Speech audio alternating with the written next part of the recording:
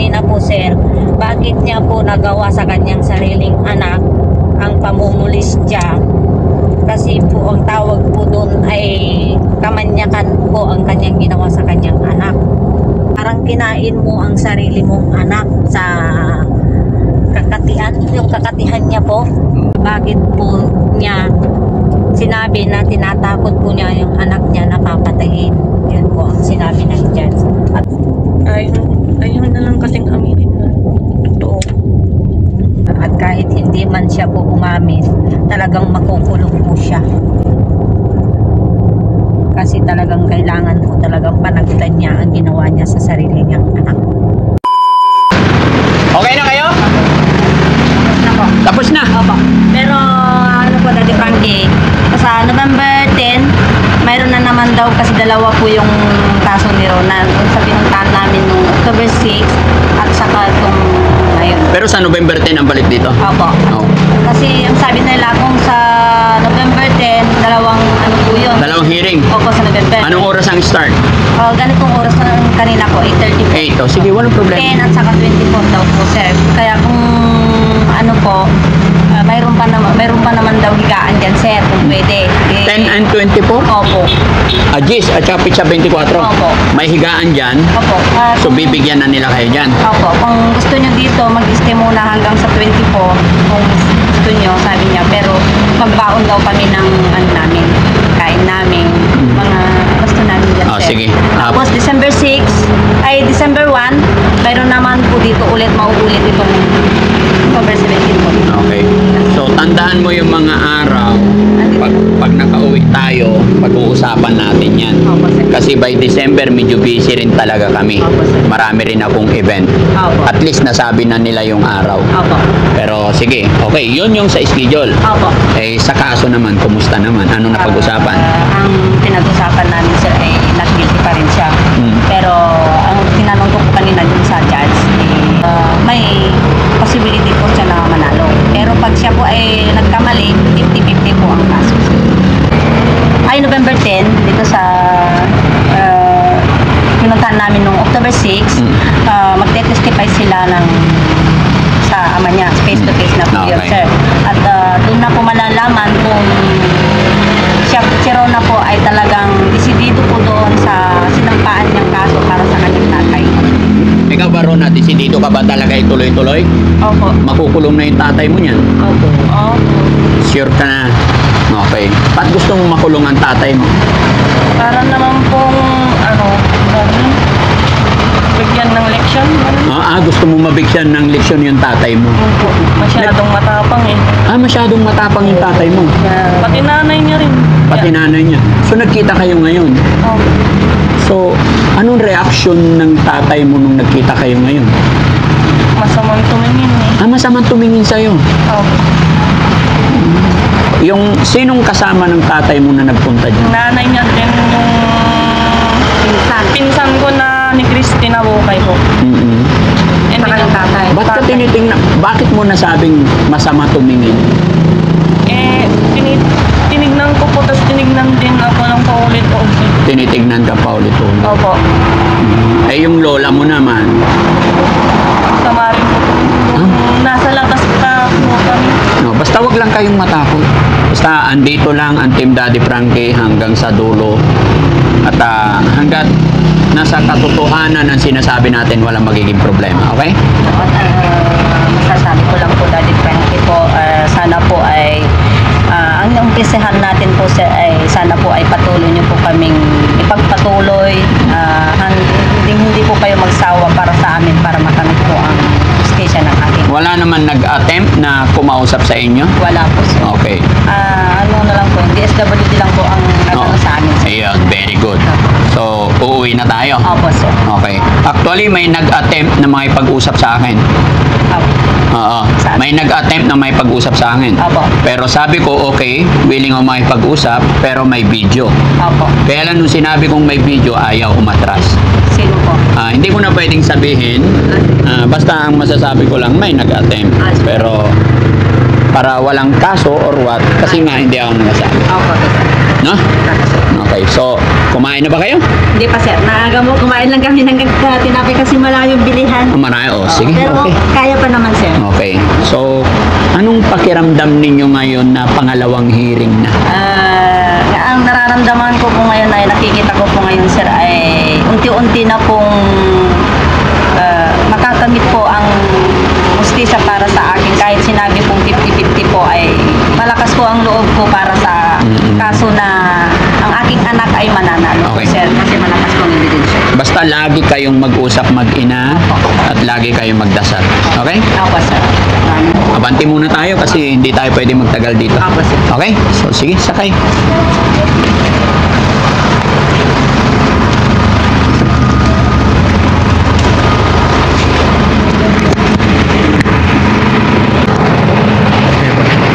December 1 kasi po yung ano sir eh.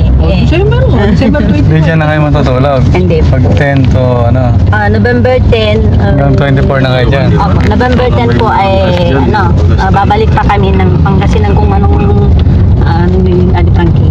Kung November 10 kasi November 20 po dalawa yun. Tapos pasaglit isang linggo lang, Opo. December 1 na eh. Opo.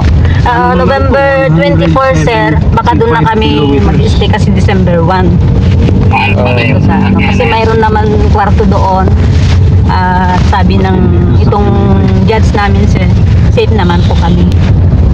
Pero mas Kasi safe andun sa naman po kamag-anak kayo. andun naman po yung DSWD na parang aalala din sa amin dito sa Apayao.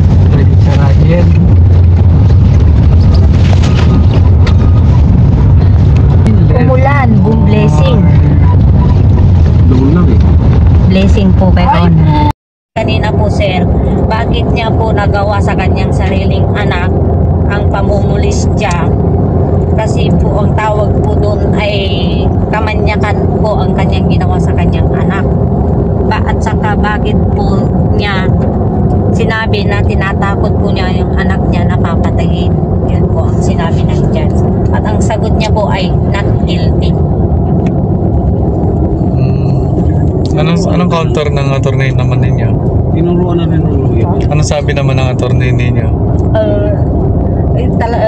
Talaga bang hindi mo ginawa ng po inulit sir, sabi niya not guilty pa rin, talagang hindi niya po talaga umamin. Ang sabi ng judge yung po mauulit po no, sa December 1 para tanungin ulit kung talagang ginawa niya ba o not guilty pa rin. Kaya nung tinanong ko po dun sa loob po yung aming judge na kaming dalawa lang po, kaming tatlo lang po, ang sabi ng judge, sir, sabi ko, ano po, may pag-asa po ba ang aking anak?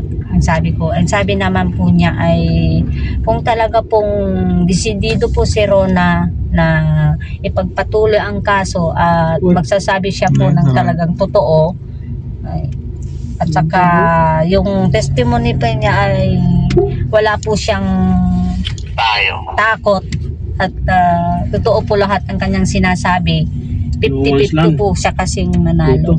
Kasi hindi pa siya sigurado kung ano sa kabilang panig. 9.90 Kasi hindi pa siya umaamin.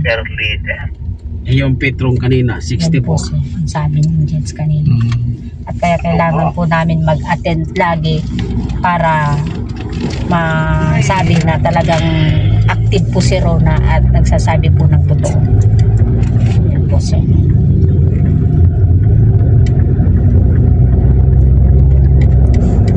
Rona, anong nararamdaman mo dun sa naging hatol ng korte ngayon?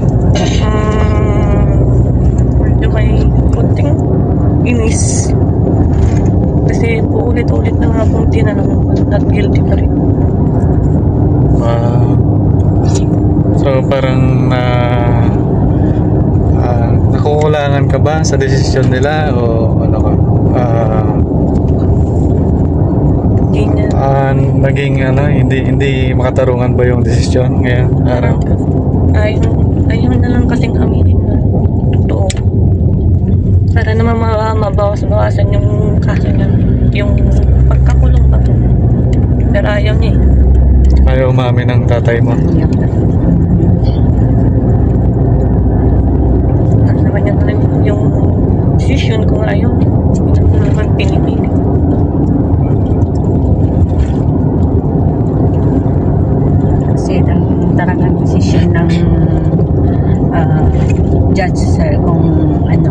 kahit yung mga ebidensya namin ay sapat na nagpapatunay na talaga pong ginawa niya, at kahit hindi man siya po umamin, talagang makukulong po siya.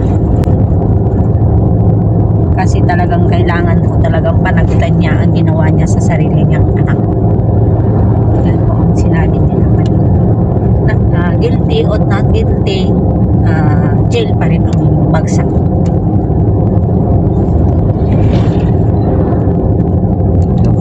Sabi nila, totoo bang ginawa mo ang asukasyon para sa sarili mong anak? Sabi nila gano'n, hindi po siya nagsalita. Kasi parang kinain mo ang sarili mong anak sa kakatian, yung kakatihan niya po sa kanyang sarili. Bakit sa sarili niya anak na ipinasa? Sabi niya, nung una hindi siya nagsalita. Nung pangalawang kinausap, hindi, sabi niya, not guilty. Yan na po. Tapos, wala na, hindi na po nagsalita.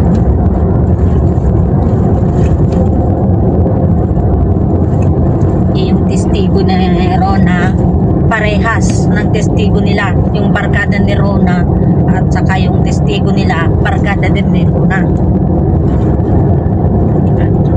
Pinipilit nilang magtestigo yung bata.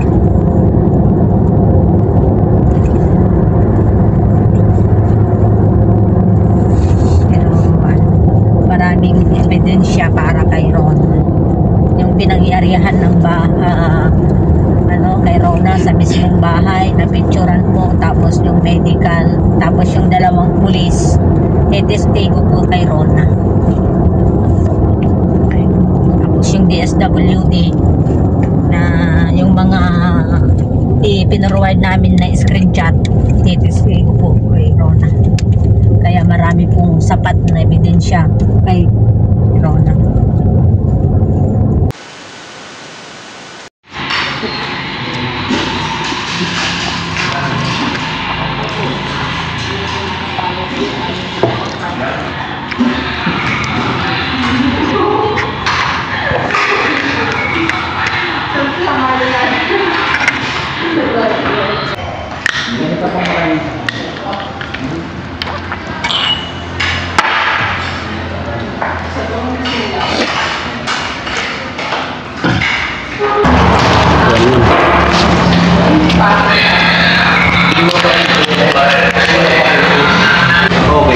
Sino may-ari?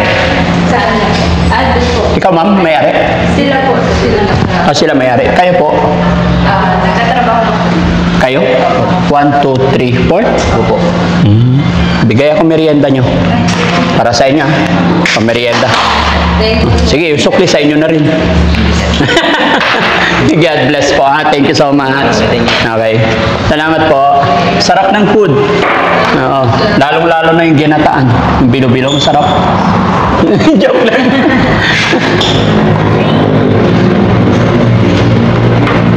Let's go.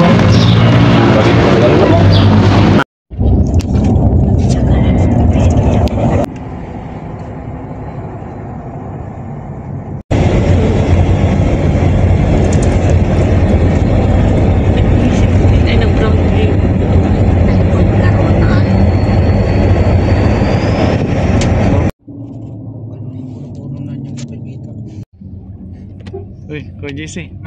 Ang laking, ano yan? Electric ang laki niyan. Grabe, laki. Tinamaan ka niyan ng hangin yan. Titilapon ka talaga niyan.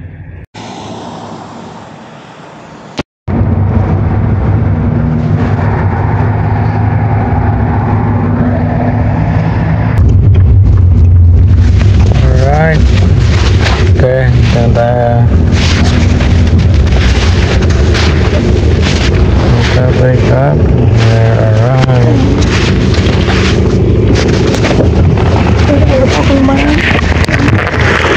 Oh, nandun sa kabila, no? Ayan, mga kababayan, time check po. Ayan, 1:20 AM. Ayan, alauna. And 20 minutes.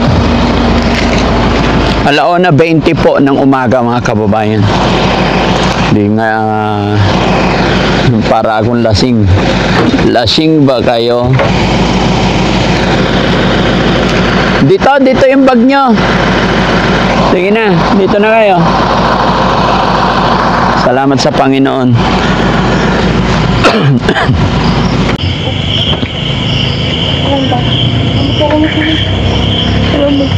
Sa pulong lang.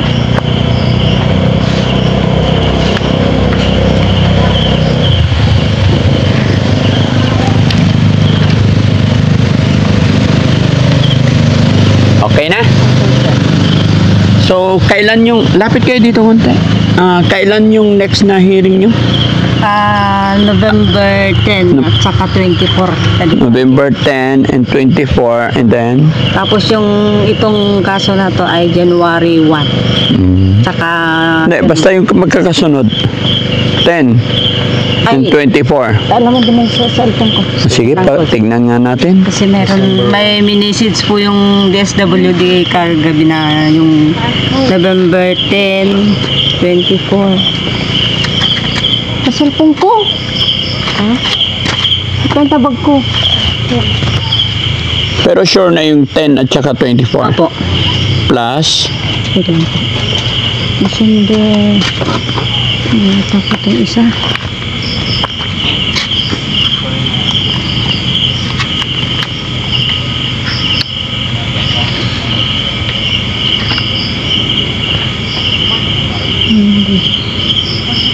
Gallery.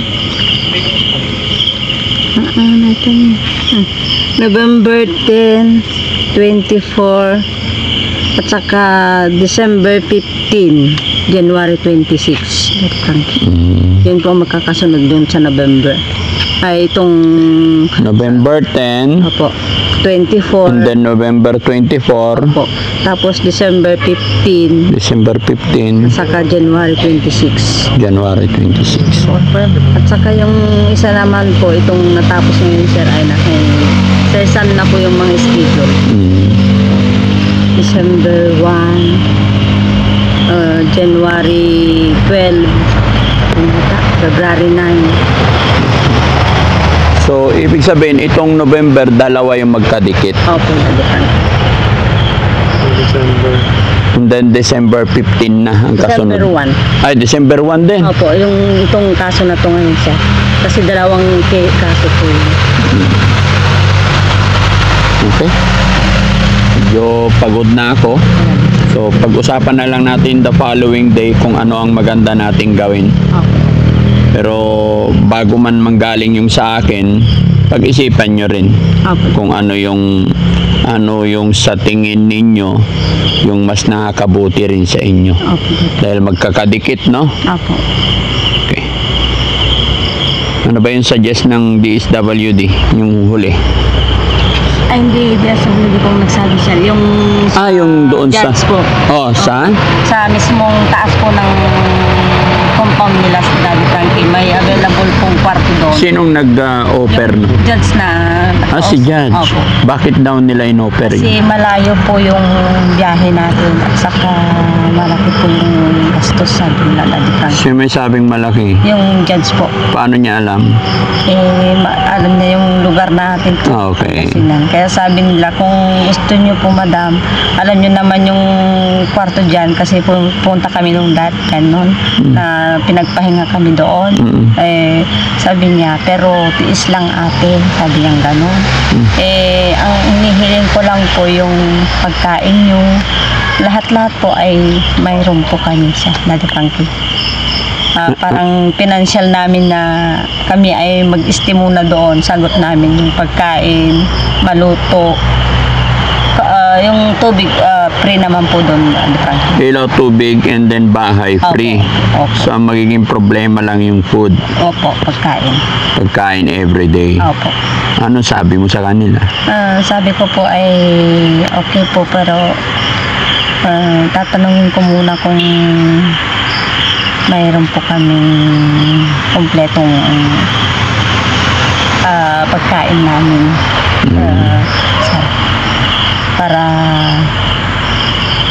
para makita namin kung talagang okay kami doon. Nag-request po ako na kailangan po ay may talagang subaybay sa amin po doon na mag-stay din, sir. Kasi nakita namin natatakot kami po. Baka kailangan may kung sakasakali, kailangan may magbabantay din sa inyo doon. Opo, yung DSWD po. Doon sa Cagayan. Kasi Hindi, kung malalim. kung inaccept nila kayo doon, pananagutan na nila kayo. Wala nang magiging problema sa bahay na yun. opo, at saka sabi nila Daddy Frankie ay kung sakali makapag-desisyon ka doon sa sinabi namin, tawag ka ulit, sabi ng judge, sir, binigay niya yung number sa akin. Para sabihin po kung sure po akong mag-stay doon sa November 10. Kung uuwi pa ako dito ng November 10, tapos sa pagbalik ko ng November 24, doon na kami hanggang December 1. Hintayin na namin doon. Pero nung nakita ko yung pinost ng DSWD na huli, may December 15 pa dun sa isang hapon niya, sir. Kaya November hanggang December 15, mag-stay po kami doon. Parang para sa akin lang suggest ko lang, kung may ring ng November 10 Hanggang 24. hanggang 24, and then kasunod yung January 1. December muna. December 1. December 1, di ba? Tapos 15. So, kung doon kayo mag-i-stay sa trial court, Opo. siguro, di ba malapit lang yung kapatid mo? Oo, yun tinawag ko kanina sa kapatid ko, sir. Diba? Ang sabi niya ay kung anong sabi Kwentahin mo yung kakainin mo doon everyday, lahat bibilhin. Opo. Compare doon sa kapatid mo, malapit na lang, parang kalagitnaan lang. 4 hours. 4 na oras lang. Di mas masaya doon sa kapatid mo. Kaya yung sinabi ng kapatid ko Habang dinidinig yung kaso. Opo. Tumawag ako kanina, sir. Although yan, suggestion ko lang sa inyo. Opo, sir. Pag-isipan, nagbibigay lang ako ng mga idea. Opo. No? Opo. Kasi, tignan mo, alam kong nakikita ninyo yung pagod, hirap. Opo. Although, yun talaga yung pinasok natin. Yun talaga yung sinimulan natin. Opo, sir. No? Opo. Sa pag-isipan ninyo kung ano yung the best, consult mo rin sa iyong mga kapatid. Hindi pa ang ano ko po, sir, Daddy Frankie, ang desisyon ko din ay mas maganda talaga po dun sa kapatid ko. Much Kasi better. Sinabi niya kanina ay para magsama-sama din kami. Kasi sa November 10 hanggang December 1 ay matagal din po yun. Mga 3 weeks. Oo, di ba? Tapos kung doon lang kayo, hindi rin kayo makagalaw na maayos. Alam na magmukmuk lang kayo doon sa kwarto. Alam, maggala-gala din kayo. So, no good. Ang hinihiling ko lang po, Daddy Frankie, ay paano po yung ano natin, kontak po natin ng ano. Ha?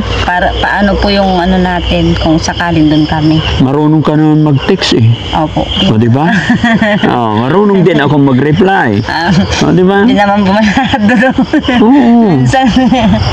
Okay? Opo. Pero hindi pa ito ang final. Mag-uusap pa tayo. Opo, Daddy Okay? Frankie. Opo. Kasi medyo pagod na yung mga driver natin. Opo, sir. Si Kuya Rizky, hindi na makintab yung noo. Opo. Kunot-kunot na.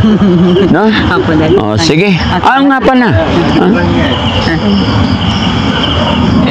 Ano pa? Si Kuya Rizky, Opo. napapanot na. Opo. Nga pala, ano yung mga napag-usapan, anong mga suggestion ay sinabi sa inyo Doon. regarding sa case ngayon, sa hearing ngayon? Regarding po sa case ng aking anak, Daddy Frankie, ang sinabi po kung talagang si Rona po ay kailangan po ng mas matibay na emosyon na sa November 10 kasi unang testimony nilang dalawang mag-amang mag-usap. Kung may emosyon po yung pananalita niya na mas matibay at wala po siyang mistake mo sa mga na ilagay niya sa sulat, Daddy Frankie, 50-50 po siyang may pag-asang manalo. Pero pag siya po ay talagang matibay po yung emosyon niya, 100% na mananalo po, Daddy Frankie. Okay. Alam mo na gagawin mo. Kailangan lang po ng practice hanggang sa December, itong umpisa po nito hanggang November 10 hanggang December 1. Kailangan po yan ng practice. So, At saka, ibig sabihin at okay, Ako. aalis na kami. Opo, maraming Ha? salamat po. Sige, magte-text na lang tayo ulit sa, Agis na? Opo. Oh, sige. At Daddy Frankie, kinuha namin yung isang, karton ng chicken. Oh, walang problema. Kinain namin kanina, may natira pa kami. Sige lang, walang problema yun. Ha? Maraming salamat. Okay, sige. Salamat. So, ayun, mga kababayan, mga kabarangay. Sisilaw na yung mata ko. Hanggang dito na lang muli. Pansamantala po ay magpapaalam ang Team Daddy Frankie. Magpapaalam ang inyong lingkod. At sana matapos na to at sana maging maayos na. Maraming salamat. Magandang umaga po sa inyong lahat. Talagang pagod na mga kababayan. Pasensya na po. Namamaos na. Tara!